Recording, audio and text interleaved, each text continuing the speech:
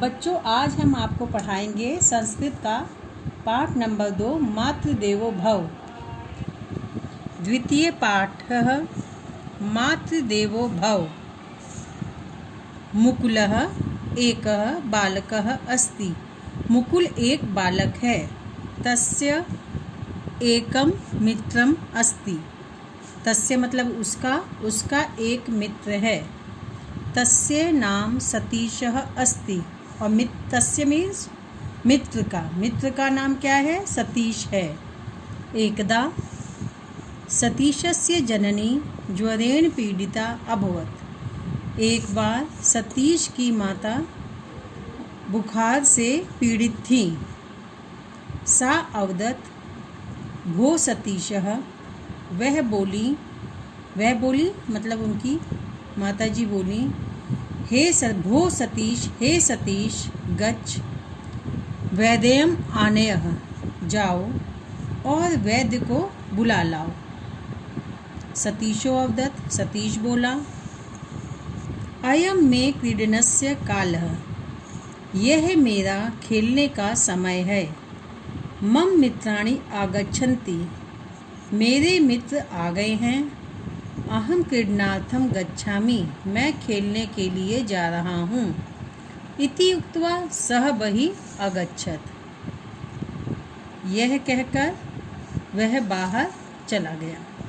तस्मिन् एव काले सतीशस्य मित्रं मुकुलं तत्र प्राप्तः।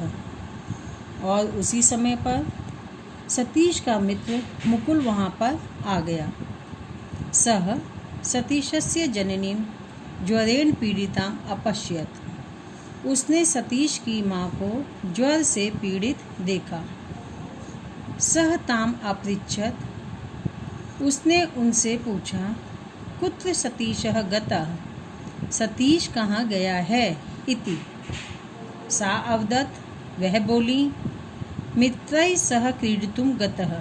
मित्रों के साथ खेलने गया है। सह मीन्स साथ, क्रीडितुं खेलने, गतः गया है। मुकुलः दुखितो अभवत्। मुकुल दुखी हो गया। सः बहिः अगच्छत्। और वो बाहर आ गया। सः सतीशं क्रीडाक्षेत्रात् गृहम् आनयत् अवदत् च। वह सतीश को खेल के मैदान से घर ले आया और बोला, हे मित्र, एषा तव जननी ज्वर पीड़िता अस्ति। हे मित्र, तुम जानते हो कि तुम्हारी माँ ज्वर से पीड़ित है। त्वया अस्याः सेवा कर्तव्या। तुम्हें इनकी सेवा करनी चाहिए। किम त्वं न जानासि? तैत्तिरीयो उपनिषद उपदिशति मातृदेवो भव इति। क्या तुम नहीं जानते कि उपनिषदों में भी उपदेश दिया गया है कि माँ देव के तुल्य होती है। अन्यतपि उक्तम, और कहा भी गया है, अभिवादनशीलस्य नित्यं वृद्धो उपसेविनः चत्वारि तस्य वर्धन्ते आयुर्विद्या यशो बलम। और जैसा कि कहा भी गया है, जो प्रतिदिन बड़ों को प्रणाम करता है तथा वृद्ध जनों की सेवा करता है, उसके जीवन में उसे 4 चीज़ें प्राप्त होती हैं। और ये चारों चीज़ें हैं आयु, विद्या, यश और बल। और ये चारों चीज़ें उसके जीवन में कभी भी कम नहीं होते हैं। अधुना सत्वरम गच्छ चिकित्सकम च आनय। अब तुम तुरंत जाओ और चिकित्सक को बुला लाओ। इति श्रुत्वा सतीशः वैद्यम आनयत्। ऐसा सुनकर सतीश वैद्य को बुलाने चला गया।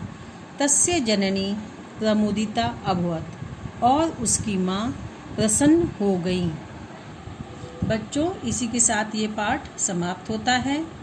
अब आप इसके शब्दार्थ लिख लीजिएगा और पाठ के आगे का अभ्यास हम अगले वीडियो में करवाएंगे।